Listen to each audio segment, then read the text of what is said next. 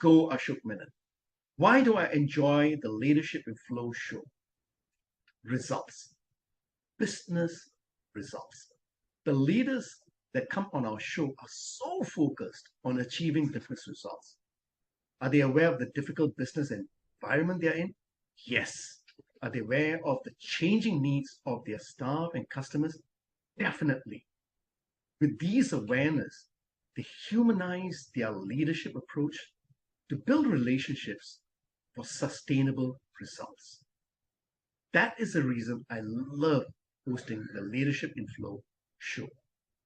Join us every Thursdays at 6 p.m. to learn from these leaders.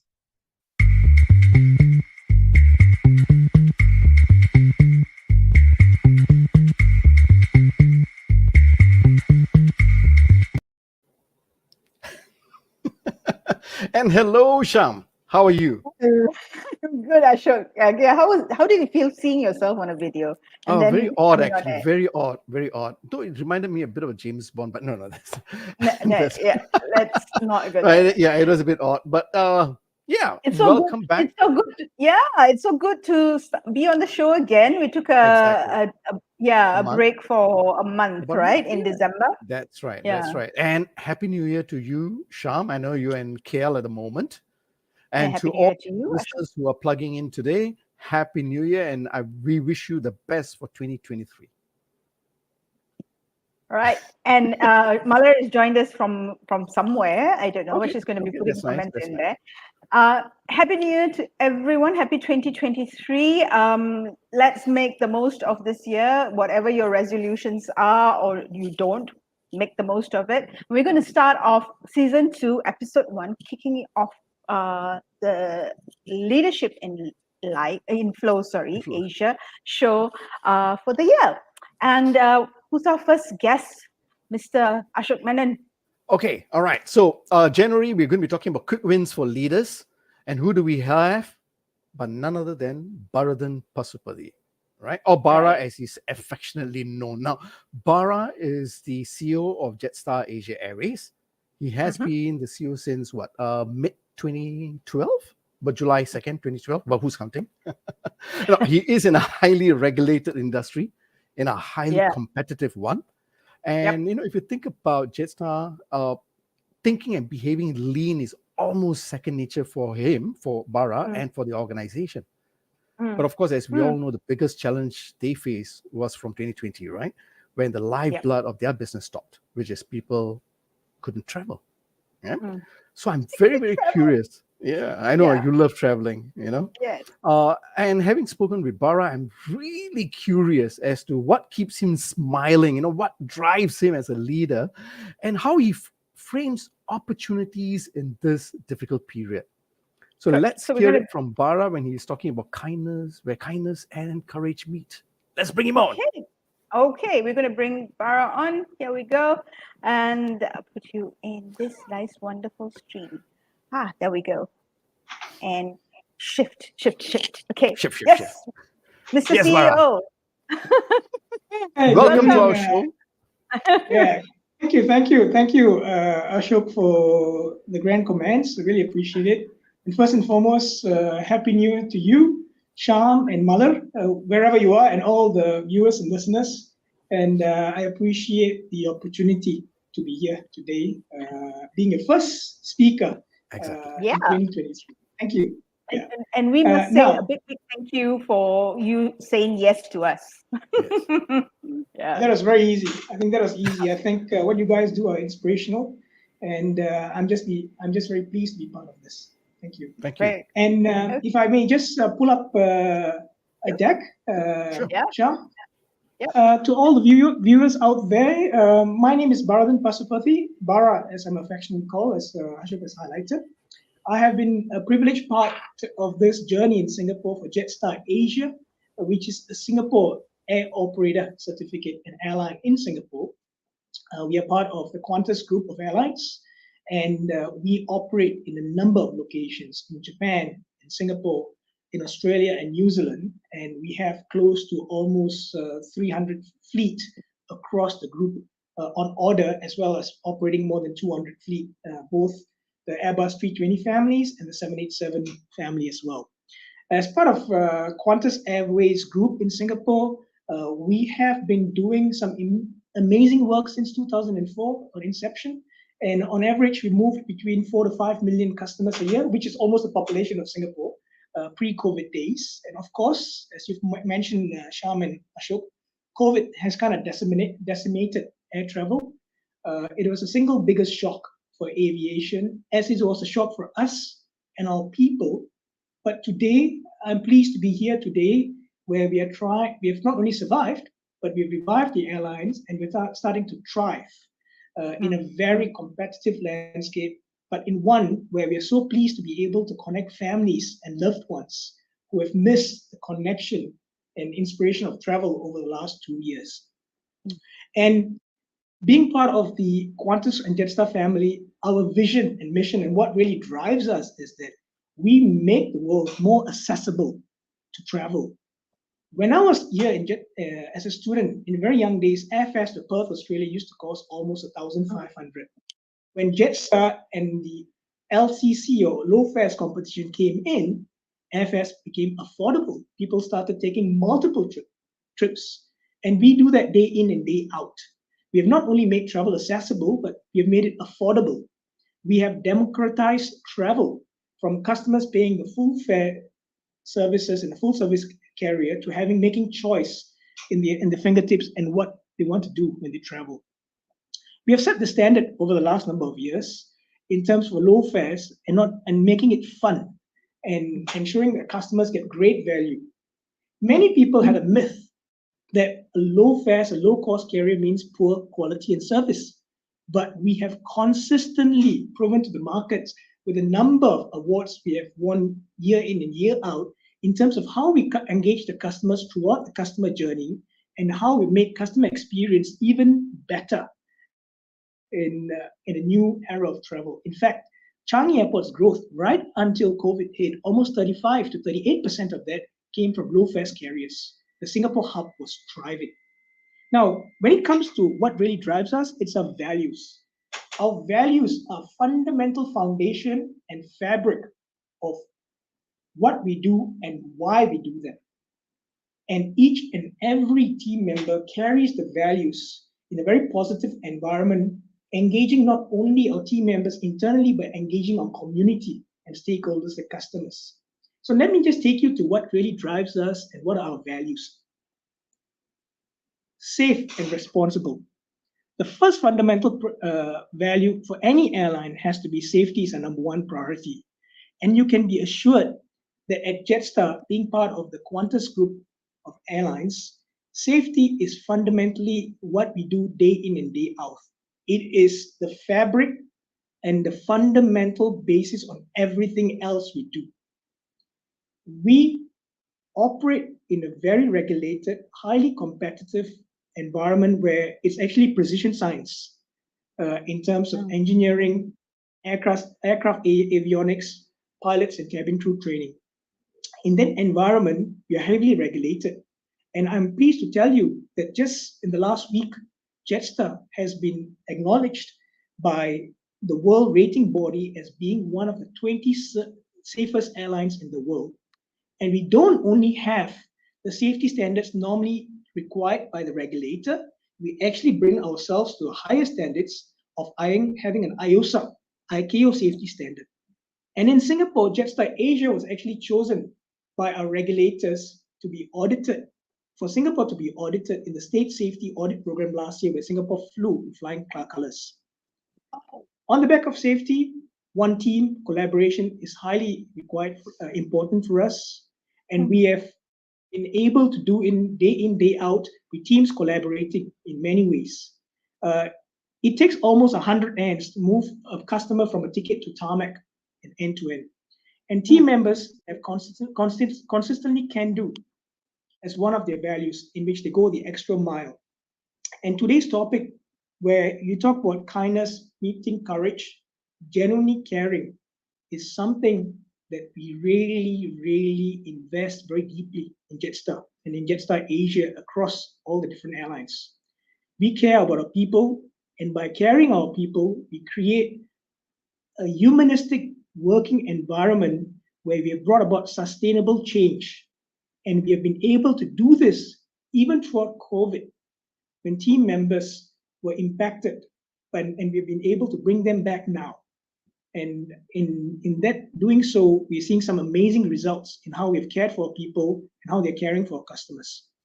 And the other two values are that we are highly energetically efficient in everything we do, and we are passionately orange. I will expand on that later on in the segment.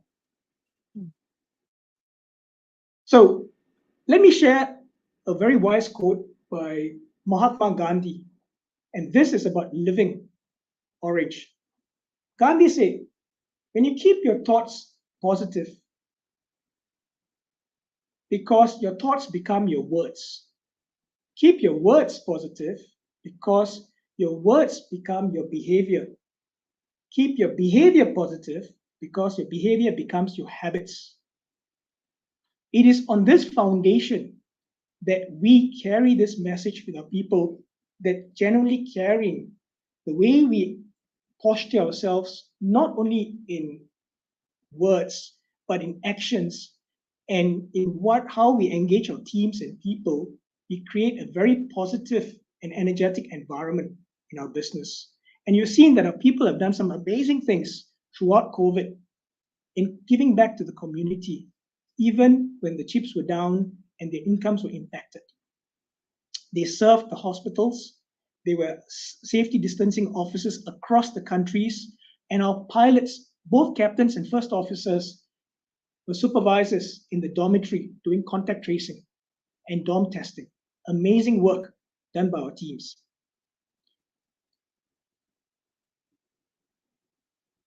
And this is why I'm here today. I'm here today to share with you, kindness is good for business. It is good for business on many fronts. And you see these wise words by Minister Edwin Tong. It says that many businesses are already finding out at a large cost to themselves that kindness is not a luxury, but a necessity.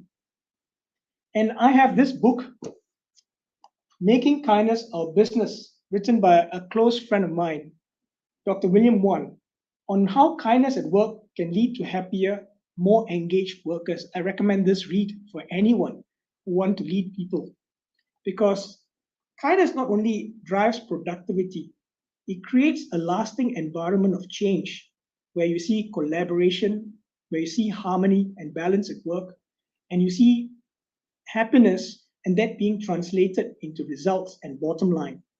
When you do the reverse of focusing on the bottom line and trying to do good, it is the other way around. But when you focus on doing good for your people, the bottom line follows. And there's also a very good quote by Serena Leong, where she says, where there's a culture of kindness, team members are more engaged and productive. And we see this day in and day out. How our customers and cabin crew engage the front line, how our people in the office, in the corporate offices, engage our stakeholders, and how we deliver results. Some amazing results. We had almost 90% on-time performance in December in a very tight market. We were carrying almost 95% load factors across the network in a rather busy period. And all our people delivered it with a smile. And they delivered great and outstanding results. Brilliant. Now, before you guys ask me a question, I need to ask you some question as to where have you traveled? Because we are in the business of inspiring travel. I hope you have been to our lovely destinations in Okinawa, Bali, Phuket, elsewhere in the network. But I have to tell you, Jetstar Asia has got some outstanding destinations in the pipeline. Yay. That will be announced when we are able to announce it through the relationship with the regulators and our tourism bodies. Stay tuned, but do travel, because we have some amazing destinations in and out of Singapore. And together with the Qantas Group, we are flying almost 300 flights in and out in a week. We are the second largest group in Singapore, aviation group, and we're doing some amazing curating some amazing travel experiences as travel has come back with a vengeance. Vengeance, yeah. Right. Okay. Thank you very much. So which one have you not traveled to? I think except for Japan, I think. Yeah, the same. Okay, so that's why we clicked. Okay. Yeah. All right. Thank you very much for that, Bara. And ladies and gentlemen, put on your seat belts, tighten on your seat belts, get ready to be soared up to the skies in 2023 with Bara himself. Okay, I need to say hello to a couple of people just before we go, right? Great, we have Gerard Rajendra on the show. Happy New Year to you too, good friend. If you're in Singapore, brilliant, you're back home. If you're in Australia, good on you. You're 3 hours ahead of us and you're tuned in. Thank you so much. Muller says she's your fan, Bara. She loves your passion, resilience, and energy for life. Don't encourage him, Muller. Thank you for being on our show and eager to listen to your fantastic experience. Inspire on. Okay. Let's go. Let's drill, Bara. Yeah, I'm going to grill him now. Okay, Bara, I am going to spend a lot of time on your kindness and courage. But before we get into that, because it's really lovely to hear a leader talking about having kindness at work and saying that kindness is good for business, right? But before we get into that, your second slide says what drives us. And I think I'm going to pick up from there and talk to you about you. What drives you? Share with us what really drives you as a person and a leader. I believe it's one and the same. What drives you, sir? Thank you, Ashok. Look, I think as a leader, just as a human being, we evolve. We evolve in many stages in life, and our journeys are very different, just like no five fingers are the same.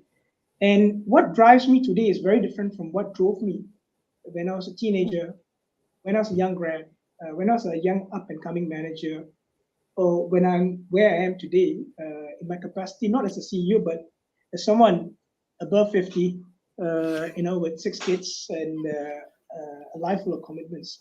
Now, when I reflect back on your question of what drives me, it's a deep question, for me to answer. Many times, I ask myself, whatever I've achieved, do I feel fulfilled? Do I feel fulfilled? And sometimes in life, I've achieved things without feeling fulfilled, without having a sense of fulfillment. And I reflect back on that, it goes back to purpose. A purpose. And I realized at this age and stage in life that it's purpose that drives me. And my purpose at this stage in my life is giving back. I have received so many blessings in my life. I've been fortunate to meet some amazing people who have mentored me. I've had the opportunity to be educated abroad, done great things in the corporate life. And I've come to a certain stage in my career where what drives me is my purpose right now is to give back. Is to give back, is to be the best version of myself, which I'm discovering that every day I'm a new person. I'm a new person. I think I know myself yesterday, then I discover myself today. But trying to be the best version of myself. And the third thing is people. I find great energy and optimism by being together with people and working with people. So 3 things: giving back, doing good, being the best version of myself, and being with people and grooming leaders and grooming people to be best versions of themselves. Okay. Can I detect, because I want to just take on from the fulfillment, right? You talked about this also when we had our pre-chat, Bara. You talked about the balance between fulfillment and achievement, right? And I think I'm not sure whether it's a generalization. I think we live in a society where achievement tends to be the one that we focus on. We have a list of things to achieve. We tick, tick, tick, tick, tick, and suddenly after we've ticked all the boxes, the list expands and becomes a longer list, right? And you talk about fulfillment, and it feels like a feel-good statement. It's like, oh, it's so nice to hear, right? This thing about fulfillment. How do you measure fulfillment? How do you know you're fulfilled? What's your measure? I'll give you an example. I look after a school in Phuket, a public school. And we got an English teacher from Denver, Colorado, to educate the Thai kids who didn't speak a single word of English 9 months ago, to learn English. And I just came back from a recent trip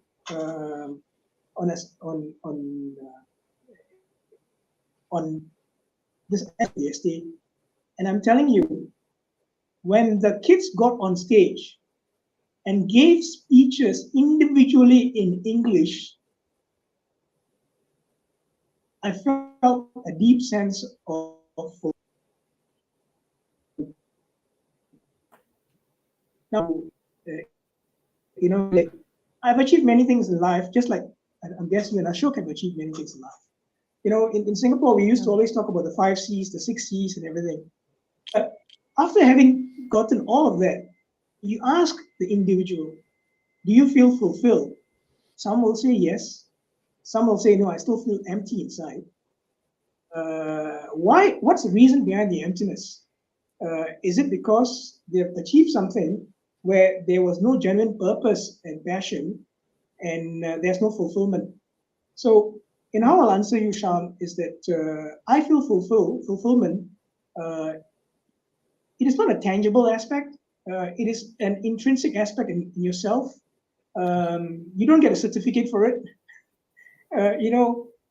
It's a feel-good thing you have, and I tell you why it's important. Because it then becomes a vicious cycle. When you do something good, which you're driven on purpose, and you feel fulfilled, you naturally feel a glow of doing more good. And it goes on and on and on. It's an interesting phenomena, and I have to admit, I've only recently discovered this. It's not the fountain of youth, but I've only recently discovered this at a later stage in my life, because when someone is out of university and achieving, you're driven by different values and different needs and targets and milestones. But when you're a certain stage, and I'm at a different stage. I'm not where Mahatma Gandhi is, but I'm pretty happy where I'm on earth, with both my feet firmly on earth, doing what I do in the way I can. Okay, thank you for going a little bit more in depth with that question. Ashok, sorry, I interrupted you. No worries. Bara, that's very, very good. And I like the fact that you mentioned that you have been evolving, right? You've got, and the purpose changes. I think that's important for all our audience to understand. It is okay. It's okay for the purpose to change, because at different stages of life, there are different important things. But I think what has happened here is also you have got great self-awareness. I'm just listening to your choice of words that you use, right? You said fulfillment is more intrinsic. It is about evolving. There are purposes that moves along. And you use the word vicious circle. I'm not too sure whether it's really a vicious circle, but I think that's a circle of life in that sense, because you're growing in that sense. And you said at this point of time, you are reflecting. So yes, you have been blessed with a lot of good tools to help you reflect on who you are as a person. And do you see that coming across in your leadership style? Have you seen some changes coming through with your own reflection and your self-awareness? Certainly, Ashok. But I can't take credit for that. For my tell you, I'm a big benefactor of listening and being in the presence of some great mentors. When I was a young grad, I volunteered at the Singapore Nature Society, and Prof. Tomiko was the chairperson. I was in awe with the chairperson, the way he conducted himself. And I did, then I was in the Children's Cancer Foundation. I met the founder, with yourself as well. I'm in awe with the passion on what he and Prof. Ho Pinky were doing. And I met some great mentors, Chandra Maliga from Deutsche Bank, to name a few, and Dr. William Wan from the Singapore Kindness Movement, Secretary General of the Singapore Kindness Movement. All of them have have kind of slowed my tempo down. You know, when you're young, you're a passionate leader, you're energetic, you're just always on the go, go, go, go, go. Sometimes, to some extent,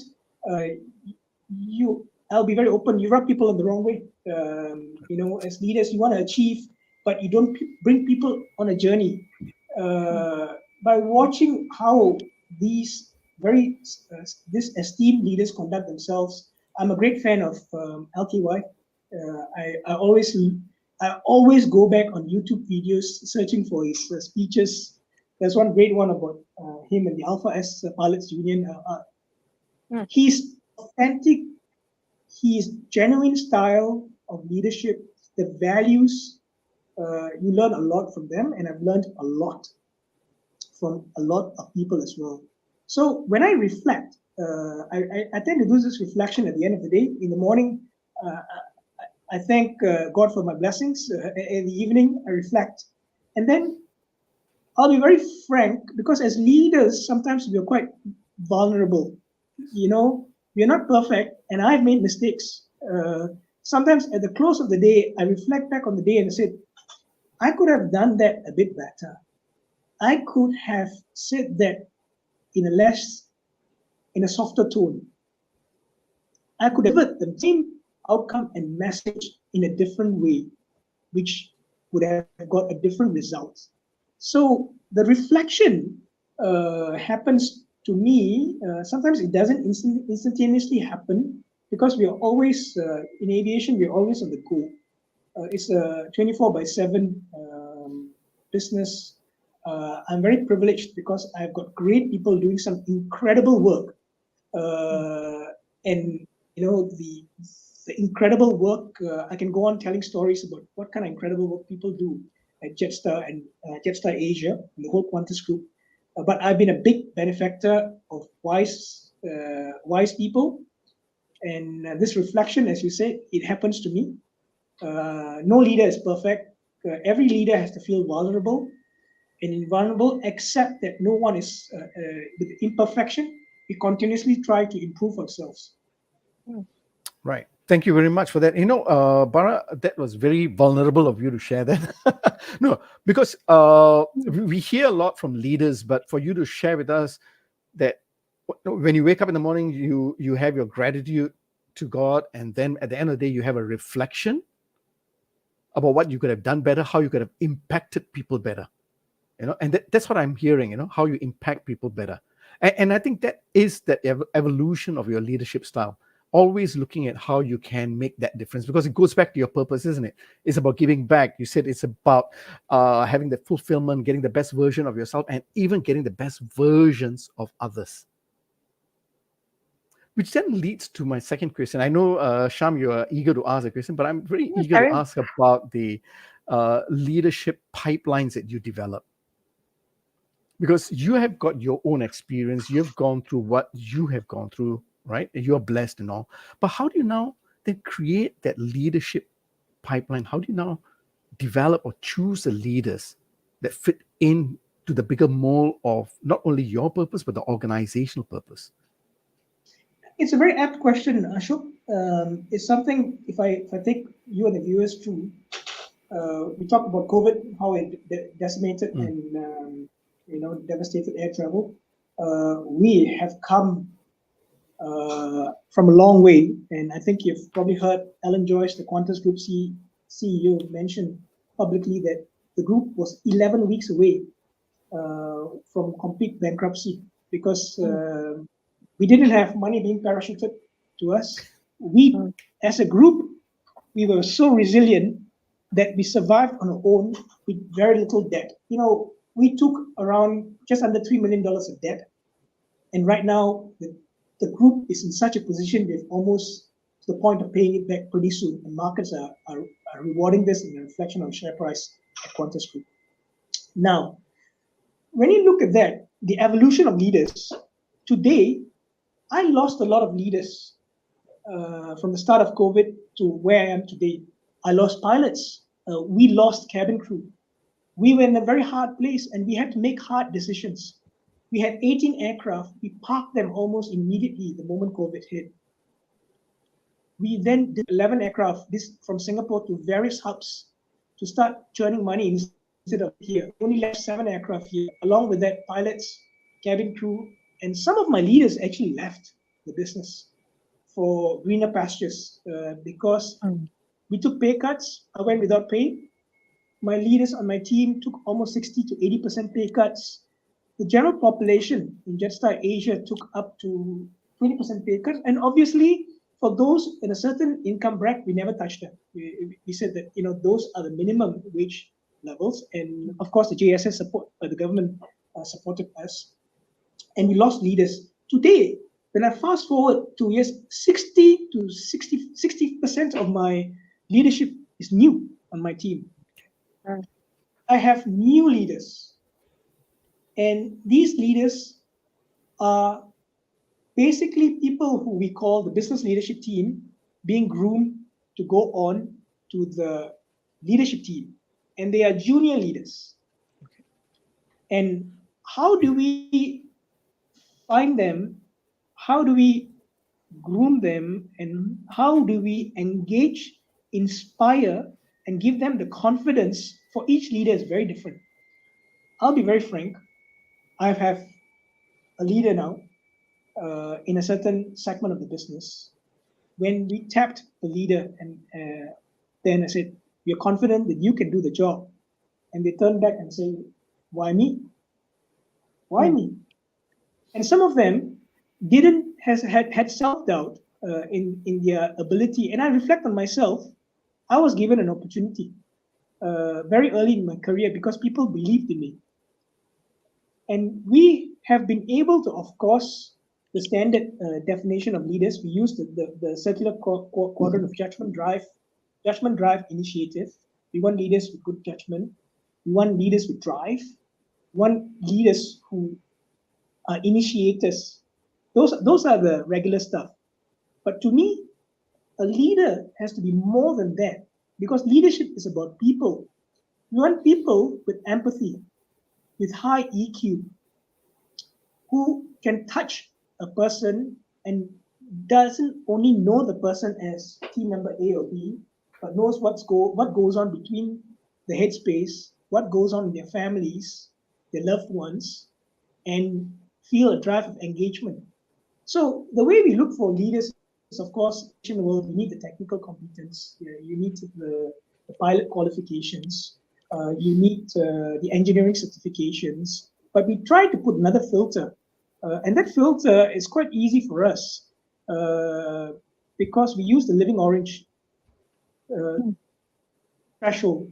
And then we look at leaders in terms of, are they actually living orange? Are they leading by example? Do they carry the values? And we are able to find them. But interestingly, in the context here, I've noticed some leaders who had the self-doubt. But the beautiful thing is that when you are patient with leaders or future leaders and you engage them and you tell them that you will be set up for success, you are not an island by itself. You have a village, or in our world, we call it one team behind you. We are able to develop them. And I'm very pleased to say I have 60% brand new young leadership.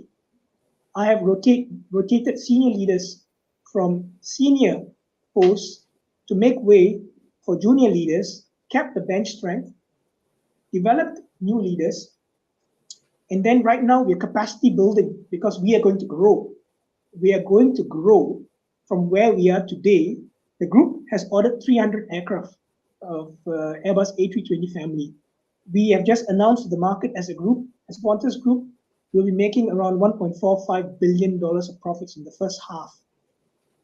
The group is investing in businesses which has earned the right to grow. We have got very, very high standards in our group where each business has to perform to earn the right to grow, and we call it the ROIC, return on invested capital. And I'm very pleased to say at Jetstar Asia, we're doing phenomenally well, and we're capacity building leadership to support future growth. And I just came out from a meeting saying that we really have to hire a few more leaders and personnel and team members because we're set to grow. So I'm going to interject there with a little bit of a rude question, right? What you've just shared with us seems to be almost like a textbook case study of what went well, right? So I might listening. Some of our listeners listening might argue that, hey, how do you do that? I mean, you're lean, you're agile, you're looking at one, safety, number two, to be lean and agile, and to run a low cost carrier. Savings is a very important part of your thinking. How do you make time to allow leaders to grow? Right, you're making time on the organization's agenda to allow leaders to grow, to make those mistakes, to set them up for success. This is not the fastest way to success, right? Setting people up for success. It's usually you hit the ground running. So what's the thinking behind that? Because it's counterintuitive, right? If I'm running a business, someone might say that's counterintuitive. There's just way too much time. So what is it that I'm not getting? What is the missing piece of the puzzle that I'm not getting? Thanks, Shyam. First, I need to correct one of the myths when you mentioned that low-cost airlines are all about reducing costs and all that. We are all about value creation. we're just not focused on cost. I just want to break that myth. Because I have that in my family, I have it in friends. I say, you're a low-cost airline. I say, so sorry. We deliver some of the highest levels of customer experience, and you can actually see it in the airline ratings in Singapore in terms of how we are ranked and how we engage our customers end to end, and how we don't only inspire travel, but how we create the so-called bond between the brand and keep customers front and center of everything we do at Jetstar. So it's just not about cost. I just want to break the myth. It's about value creation. It's about curating experience and building engagement. Now put that aside. You are right. Because it takes time. It takes effort. It takes effort. And you see, Jetstar as a brand is a well-loved brand in Singapore. You know, we have made sure over the last 18 years, we are not only an international brand, but we are a brand in the heartlands. Everyone travels with us. We have engaged our customers in a deep way. Now, when it comes to the people aspect of it, yes, many people say it's a plug-and-play solution. You get a top-notch, fantastic guy from one of the top-notch tech firms. You put him into this role, done. You get great results. But hang on, does the person understand the fabric of our values? Has the person been cultivated in what we stand for and what we do and the reasons behind what we do? And will the person stay? One of the biggest things, if you look at Randstad's report, attrition.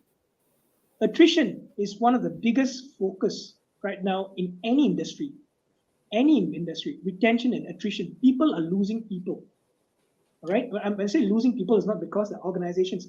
People are losing people because they're moving when there's no opportunities from within. What we realized in Jetstar is that yes, you can get a plug-and-play talent but do you have the sustainable long-term engagement? We have promoted 6 young leaders, but these young leaders have been with us for a very long time. In the engineering space, we have a new head of engineering. He's been with the business for 11 years. 11 years. Being there for the company, loyal to the company, fantastic operational excellence and standards, but we choose to invest the time. Of course, we could have got someone else because if you bring a new head of engineering to do the job. But we also want to tell the people, you are part of our growth story. and you're part of development. If you don't do that, then people will look at you and say, what's in there for me after all these years in the business, right? So you said, getting people to hit the ground running. Yeah, we can get people to hit the ground running, but will they stay? And we have found over time that when you groom from within, and not everyone is perfect. I was not perfect in my initial years as a CEO. I'll own up to that. I've made many mistakes. I'll own up to that. It's part and parcel of a learning journey. And our culture, one of the values is called just culture. It's about giving people the opportunity and the breadth of wisdom in the group and the support structures to groom leaders. Obviously, there's no 100% success rate in anything you do. We've had, one or two failures here and there. It's part and parcel of any organization. You can't look for perfection at that level. We have a majority of people who stayed with us through thick and thin. And if you don't give them the opportunity, what does the organization stand for? In building loyalty, in grooming leaders, and being kind and humanistic for every effort and every minute this team member has put into the company. Recognition, acknowledgement, and giving them a platform. Lead is the right thing to do. Okay, so let me throw another spanner into the works, right? It's okay. You can throw some spanners. We are the aviation business. We do a lot of I know. You're good at catching the spanners. Okay, so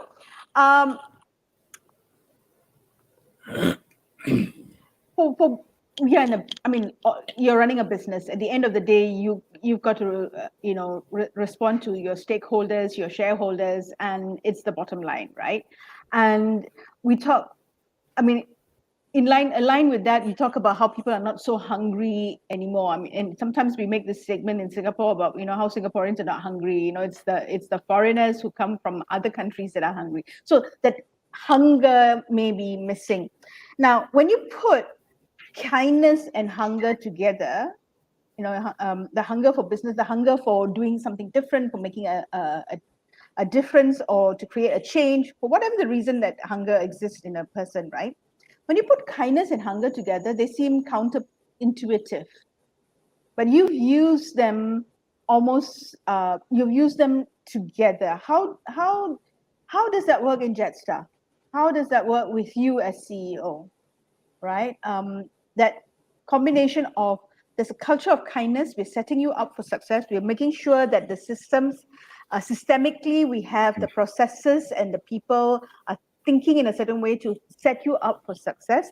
Yet at the same time, as a business, we need to thrive and we need to have that hunger to go on there and do things differently, because yes, we may be at the top right now, but we need to maintain that. It's sustainability at the end of the day.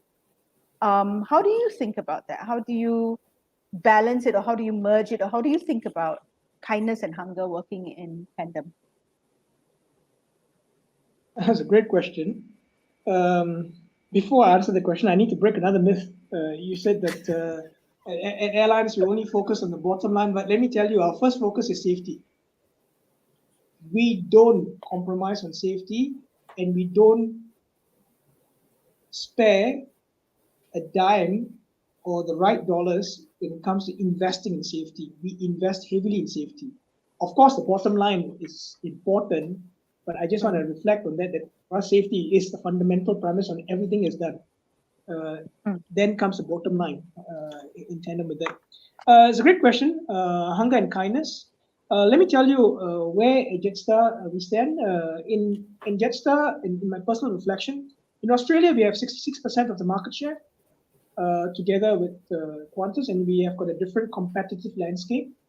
In Japan, Jetstar Japan is a JV with Qantas and GEL.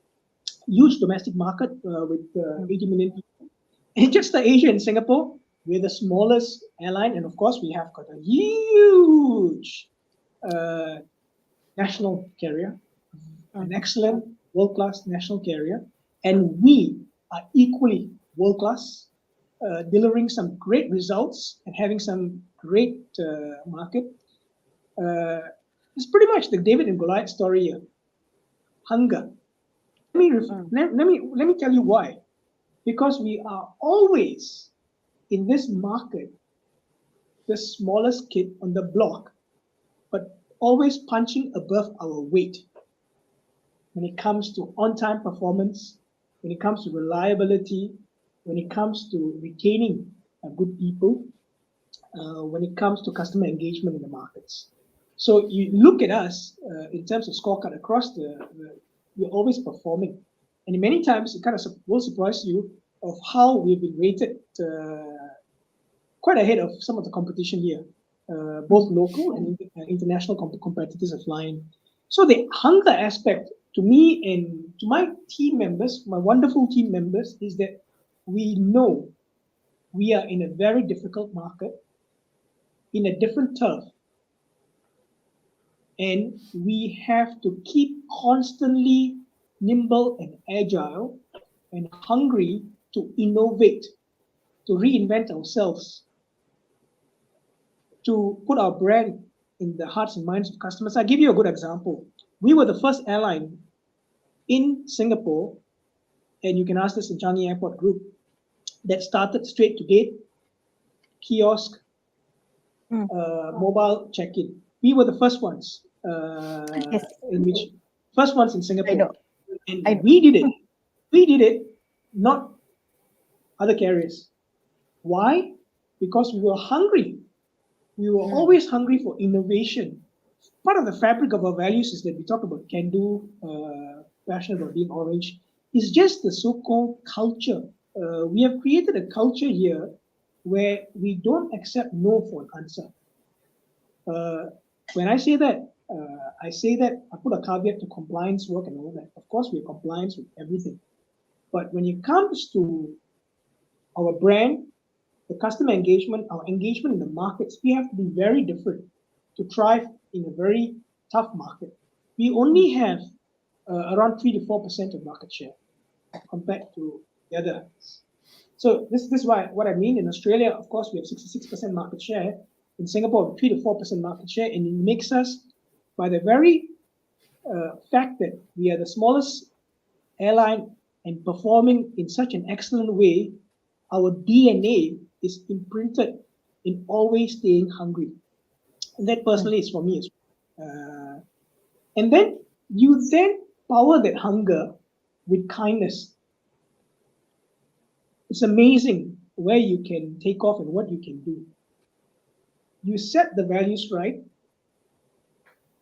You remain hungry, nimble, and agile and lean. We have actually brought about lean thinking and Kaizen thinking and trained our people, our leaders. And then you power that with kindness as a phenomenal combination. Try it in any organization. You can have your vision, mission, values. You can have your targets, but you don't have your hardware. I say hardware, not hardware, hardware in the organization. People will be like, hang on, where are we coordinating? Where are we connected at the hips? You know,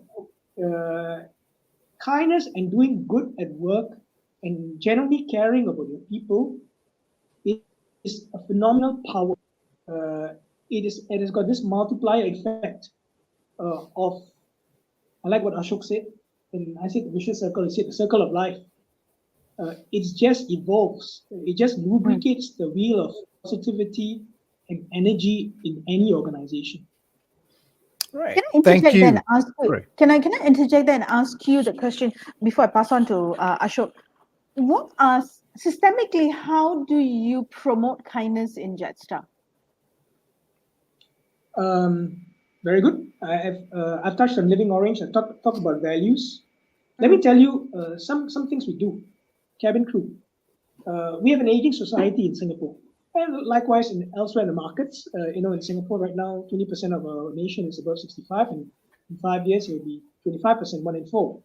We actually send our cabin crew to the elderly nursing homes, lion befrienders, and other homes as part of their training program. of understanding, because we're going to have elderly people on board our flights, how we care for them. This just to give you one so-called tangible example. The other way is we kind of infuse kindness. It's by the work we do day in, day out, by the very values that the leaders set.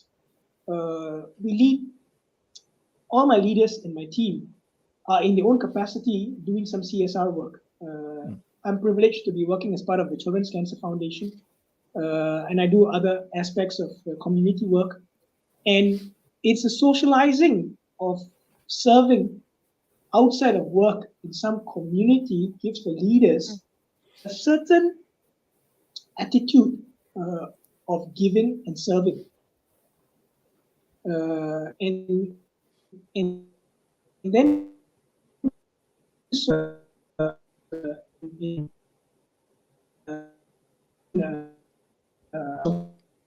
work outside, we have line befrienders, we have people riding trishaws, we have people going out to homes where lonely people are there. So it's amazing when you're, and we, for example, we had an amazing staff party. The person that gave the first prize out was an amazing lady called Susan. Auntie Susan, as we call her, is our amazing team member who makes sure everything in the office stays clean. And Auntie Susan was there giving out the first prize in our staff party, and our team, all of them appreciate that. So it's by showing this, by walking the talk, by doing good, by expanding and having at a physical level and tangible programs of taking people out. We also engage the cabin crew and pilots, for example. When you have an AOG, when you are in an airport and your aircraft has got a technical, right? Our frontline members have to deal with some irate customers sometimes. Yep. But until they raise a tone, they will always be very kind to the customers. They will always give their best, even when some customers may not mutually respect the situation on the ground of safety or certain issues. I think you know that. And I actually lived through a recent experience with my team in Phuket when the airport runway was closed. We had a technical, the aircraft was made serviceable, the runway was closed. And my team members, I stood by them telling sorry to each and every customer walking out. The captain, the senior cabin crew, and all the cabin crew lined up to say sorry to them. And the next day, they flew them out. The customers understood. They said, you're okay, it's not your fault. But of course, there are some people who don't, but we still engage them in our values. Yeah, I think you in a way answered the question that Malar has put out in chat. She said, excellent service comes with a price. Can you tell us one thing we can do as a business without increasing costs? Look, let me tell you the opportunity here. You can do great things by reducing costs. I'll challenge that. Why? You don't necessarily have to increase your costs to do great things. I'll give you an example. I have an app on my phone, and we put this app called Ask Nicely some time ago. And before that, our feedback was coming to the call centers and all that. Our cost per attention to a feedback was X dollars, which much higher.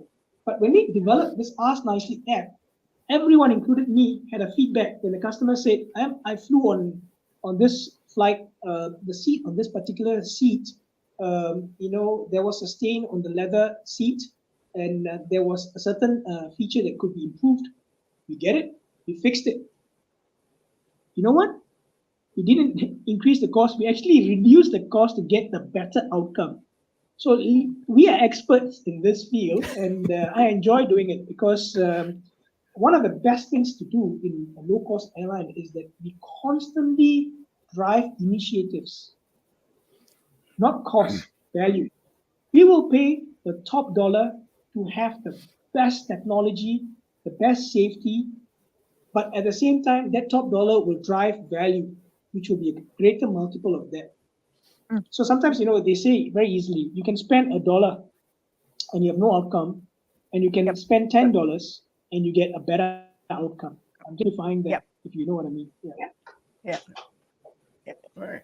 Thank you, man. So if you notice, Bara, the girls are taking all the questions and they're not allowing me to ask you any questions whatsoever.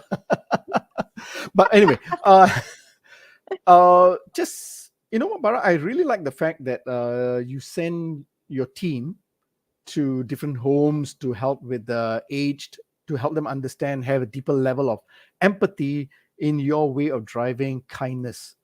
And you kind of confirmed a belief I've had for many years now, that a lot of corporations can learn from the social service sector also, because you can learn from the deep level of empathy. And you talked about this in the beginning, right? When we first started, you said you need to understand the headspace of a lot of our staff. Right? And that's where the kindness comes in also. So I can see how you are talking about having the deep level of empathy for your staff, your one-on-one, and how that comes across with even how you impact or create value, like you said, for your passengers. Because the kindness is not just about trying to get a better brand, get good thumbs ups and whatever you got on Facebook, but it's really about touching that human being, making that difference, giving back, adding that value.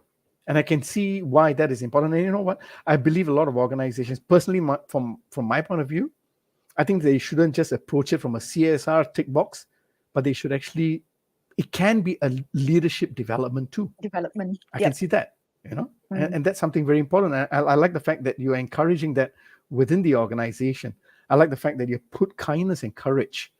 Now, I know I've only got 3 more minutes, and these girls have taken up all my time. The thing is this. Now, innovation has always been an important part for Jetstar for the longest time. I've seen some of your older interviews in 2018, 2019, where you talked about looking at tech and putting people in the center. But now with emotions and empathy and kindness, what needs to be done differently to drive innovation today? Thanks, Ashok. Before I answer the question, I want all readers to buy this book, right? It's a great book. Because there's a chapter that precisely mentioned about kindness, and there's a chapter called "Can Excellent Customer Service Exist Without Kindness?" And there's a fantastic quote: "Bad customer service is frustrating, so be kind and make somebody's day." It's amazing truth in whatever this. There's amazing truth in the way it is said in this book, and please read it. Now, coming back to your question, look,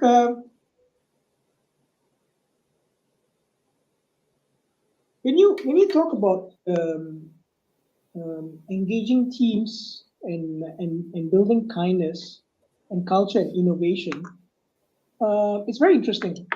Right now we're coming out of COVID, and if you know how the tech stocks have got slammed, and how everyone is moving out of tech and saying that you've got retrenchments in all these tech companies, and then finally people are going to brick and mortar companies. It's quite interesting evolution there.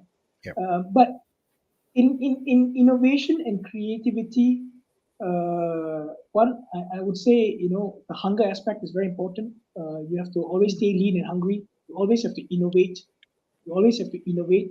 And when you create this very conducive environment where team members are collaborative, innovation happens more easily than else. Because sometimes without kindness, collaboration, team members act in silos. Have someone with great a tool, a product he can innovate, but somehow if their link is broken, there is no energy or collaboration that doesn't carry into an organization and translate into a tangible outcome or deliverable or product. We have done amazing things over the years. Straight to Gate is one great example. We are about to launch. we are doing what's called evidence-based training. We're the first airline in Singapore to do evidence-based training. Just to give you some technical aspects, pilots usually train in simulators in standard training techniques. But at Jetstar and Qantas Group, we pushed evidence-based training with the regulators. One of the first guys to do it here is that we look at a pilot's strengths and we focus on what they need to improve versus doing just a typical standardized approach in simulators. And then by doing that, initially there's a bit of inertia and fear, but then in terms of upset recovery training and aspect of it, our pilots are saying that it actually has benefited them. That's to give you one aspect. And the other aspect of it is e-tech logs. Previously, all engineering records and everything were documented by paper. And today we use iPads, we use the mobile phones, and they are a better, more efficient solution, more innovative, driving better outcome. And you know what? It's the best safety solution because no one misses the mark. You don't go to the next level of hierarchy or approvals without completing their previous level through system implementation of documentations and the way the flow works. If I give you some examples of how this is done. Thank you. Wow, it's already 7. We have gone past 1 minute. And you know what, Bara, I still can carry on this conversation, but we've got to wrap it up for now.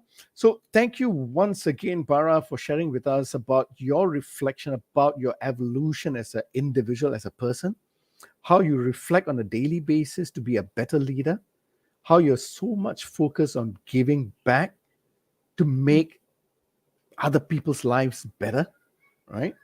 And how you focus on kindness, right, as a culture within the organization to create collaboration and drive innovation. And thank you for clearing the myths about safety and low cost is not planted myths. Yeah, it is definitely important, right? Thank you. If I may, I just want to add one last thing. Sure. I'm going to ask you that. Actually, what was your final words? Yeah. Mental well-being. Okay. Thank you. I'm very passionate. I'm wearing mental well-being hotline tag. I supported the mental well-being film festival Singapore that is done here. Mental well-being is very important to us at Jetstar Group and Qantas Group. We have Are You Really Okay campaigns. We work with Beyond Blue, an organization in Australia. Do not underestimate or overestimate where people have been in their lives the last 2 years. It's not only in aviation, cuts across industries and segments. The headspace between the years, it's an incredibly sophisticated space. And people have been in some dark corners and some very blue corners. So we are very cognizant about this at our group. We have put in place a lot of soft support structures. We emphasize people to have conversation, dialogue about how they're doing. And some of these conversations and dialogues have been immensely interesting and important for us in terms of recovering the hearts and minds of people in a post-COVID era. Don't underestimate what mask wearing has done for customers on flights and how agitated it brings, how our cabin crew have been quarantined in the airport successfully, in many successive times because of passengers getting COVID.